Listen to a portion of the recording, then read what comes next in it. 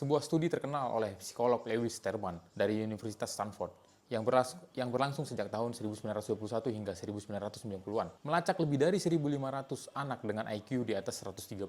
Hasilnya mengejutkan, tidak satupun dari mereka menjadi penerima Nobel atau Pulitzer. Lantas, apakah IQ tinggi benar-benar menjamin kejeniusan? Sejarah justru berkata sebaliknya. Banyak tokoh besar yang mengubah dunia ternyata tidak memiliki IQ tertinggi atau bahkan gagal secara akademik. Kita lihat contohnya Winston Churchill. Dikenal sebagai pemimpin visioner yang mengubah jalannya sejarah. Ternyata ia adalah murid yang tidak berprestasi dan kerap dianggap gagal di masa sekolah. Lalu ada Thomas Alva Edison, seorang penemu ribuan paten. Ternyata di sekolah selalu berada di peringkat bawah. Bukan kecerdasan akademik yang membuatnya sukses, melainkan ketekunan dan rasa ingin tahu yang tak pernah padam. Lalu ketiga ada Steve Jobs, pendiri Apple yang merevolusi teknologi modern. Hanya memiliki IPK 2,5 di sekolah menengah. Ia justru menemukan jalan kejeniusannya dengan memadukan kreativitas, dan intuisi bisnis. Selanjutnya ada J.K. Rowling, penulis serial legendaris Harry Potter.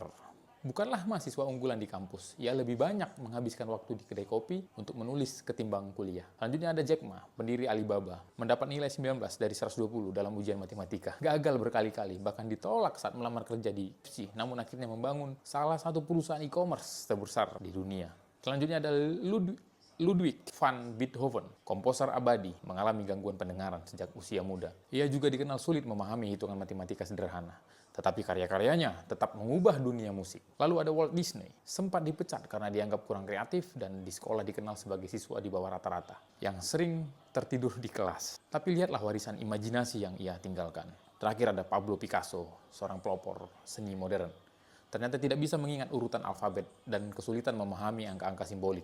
Namun, kanvas-kanvasnya tetap mendefinisikan ulang dunia seni. Satu aspek menonjol dari buku ini adalah definisi Wright tentang jenius. Menurutnya, jenius bukan hanya soal IQ tinggi atau bakat alami. Wright mendefinisikan jenius sebagai seseorang dengan kemampuan mental luar biasa yang karyanya mampu mengubah masyarakat secara signifikan, melintasi budaya dan waktu. Dia membedakan antara bakat dan jenius, mengutip filsuf Jerman Arthur Schopenhauer.